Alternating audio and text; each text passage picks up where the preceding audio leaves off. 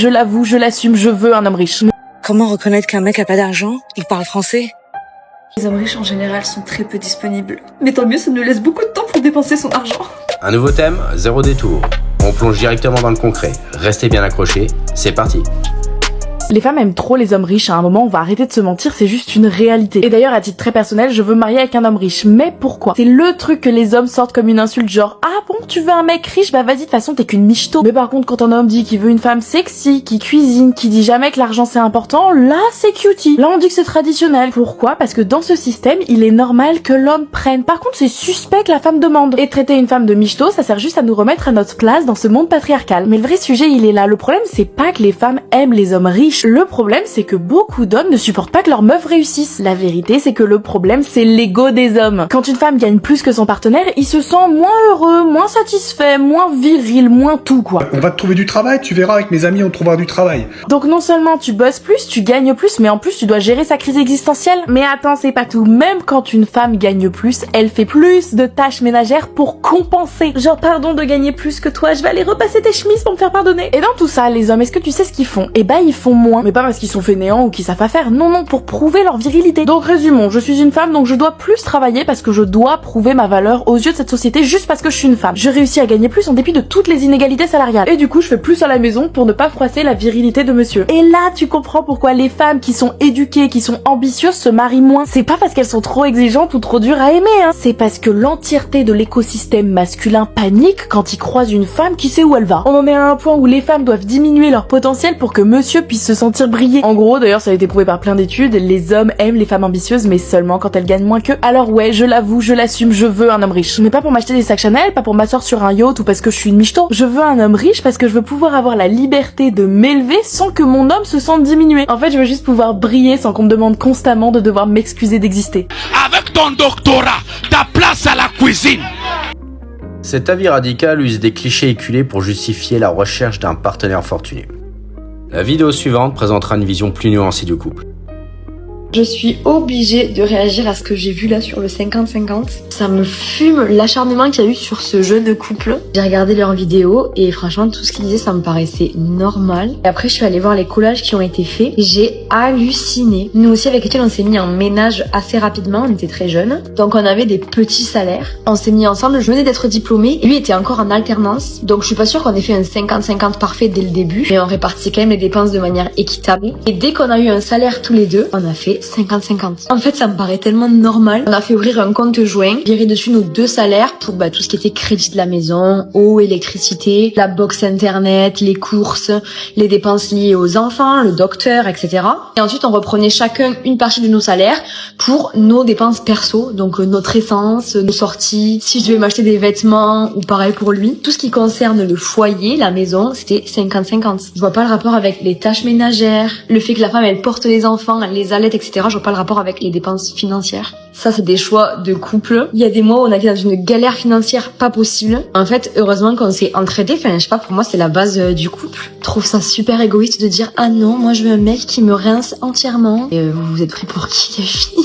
Est-ce que vous vous rendez compte que c'est quand même assez rare de trouver un mec qui va payer toutes vos dépenses? En plus, je pense que je me sentirais un peu comme une assistée si mon mec me payait tout. En tout cas, c'est juste pour vous faire un témoignage que le 50-50, ça peut très bien marcher dans un couple. Ça va faire bientôt 10 ans qu'on fait comme ça. On a traversé des hauts et des bas dans notre couple, notamment pour des raisons financières. On est toujours là, on va se marier, tout va bien pour nous. Exactement, ouais. Cette créatrice expose la vision de son couple, basée sur le partage et l'entraide. Elle conclut sur l'idée qu'un couple doit rester soudé malgré les difficultés et les crises. Un avis sur la question? On en parle en commentaire. Comment reconnaître qu'un mec a pas d'argent? Il parle français? Il parle français.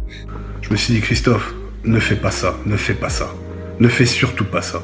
Like for me, c'est tout. Je vis là, mais je deal pas avec les gens qui vivent ici. En fait, les gens me disent, ah, mais t'abuses. How? I don't see them. Je côtoie que des foreigners. Et j'ai plein de copines que c'est la même chose. Elles ont des businessmen, des Libanais, des Nigériens, des Chinese men qui leur achètent des big appartements ici.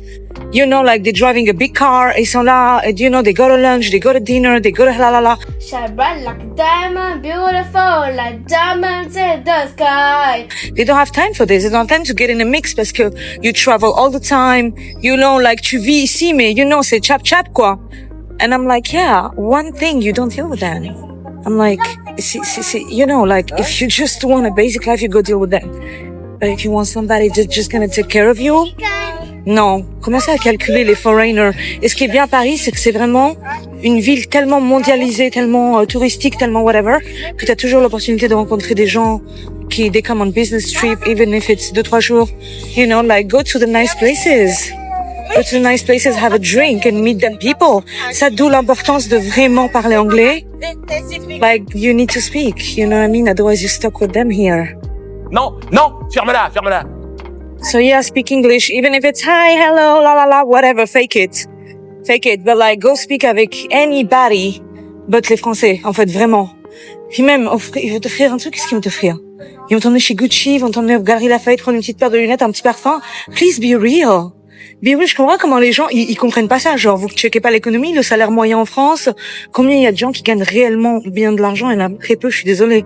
Even compared to UK or whatever. Et même quand ils en gagnent, my God, they're so cheap, ils veulent pas le dépenser. Genre, combien j'habite dans le 16e, my God, like toute leur life, c'est, oh, regarde mon appartement, regarde ma maison, regarde ma voiture, regarde.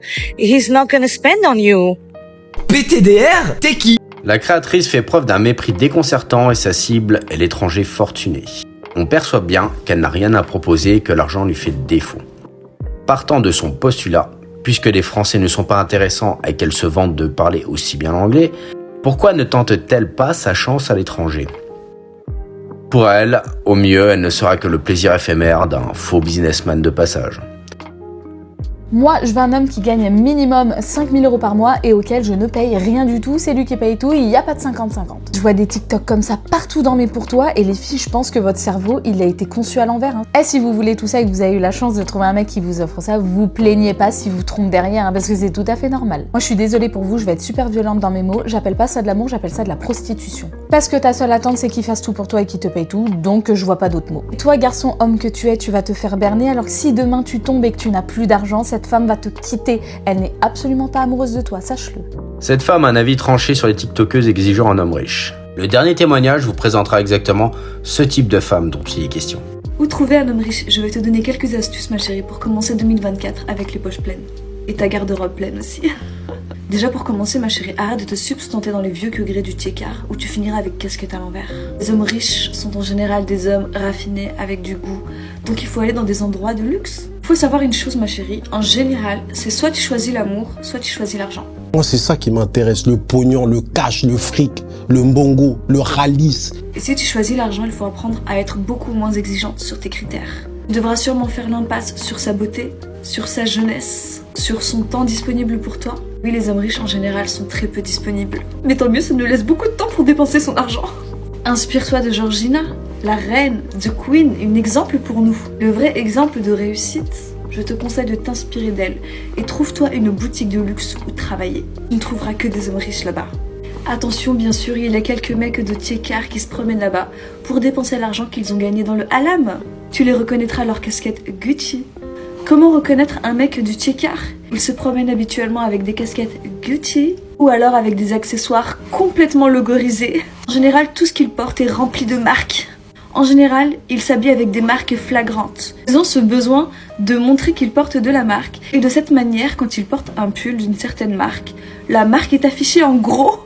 Ah, vraiment, là, je suis fatigué, là. Soit en gros, soit avec plein de logos comme Louis Vuitton.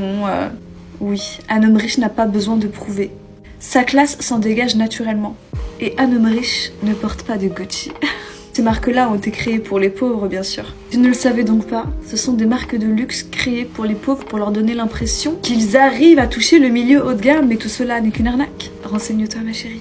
C'est très important de savoir ce genre de choses si tu veux fréquenter ce milieu.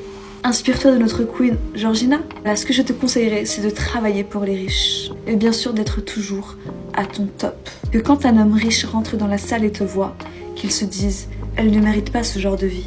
Il faut que je la prenne sous mon aile. » Tu sais, les yachts ont besoin d'être nettoyés aussi. Ils ont besoin de pas mal de femmes de ménage. Tu sais, pour posséder un yacht, il faudrait être vraiment très millionnaire. Je te conseille de postuler. Les châteaux aussi, c'est vraiment très très dur à nettoyer. Ils ont besoin de beaucoup de personnel. J'ai toujours rêvé de vivre dans un château. Bien sûr, comme je l'ai dit, si tu aspires à ce genre de vie, ne dois surtout pas être exigeante sur le physique. Et oui, en général, la plupart des hommes riches sont assez vieux. Ils ont sacrifié leur jeunesse pour bâtir cet empire. Et surtout, ils sont à la recherche d'une seconde jeunesse pour vivre cette nouvelle vie. Tu sais ce qu'il te reste à faire. On est vraiment des matérialistes. Sinon tu te bouges le huc et tu vas bosser comme tout le monde. Je déconne ma chérie, t'inquiète pas, c'était pour rigoler. C'est rigolo. Messieurs, face à un discours qui transforme l'amour en business plan, la solution est simple. Soyez plus exigeants sur les valeurs que sur les apparences. Si une femme n'a rien à proposer d'autre que des exigences financières, vous n'êtes pour elle qu'une cible, pas un partenaire. Un vrai couple, c'est une équipe qui affronte les crises ensemble, pas un guichet automatique ouvert au plus offrant. Ne soyez pas le billet de sortie d'une personne sans projet. Cherchez celle qui veut construire avec vous, et pas seulement grâce à vous. Si l'argent est son seul moteur, passez votre chemin. La véritable richesse se trouve ailleurs. La fin du Kali Yoga. Conscience des minéraux, ouverture du coffre mathématique, les golems ne sont pas prêts.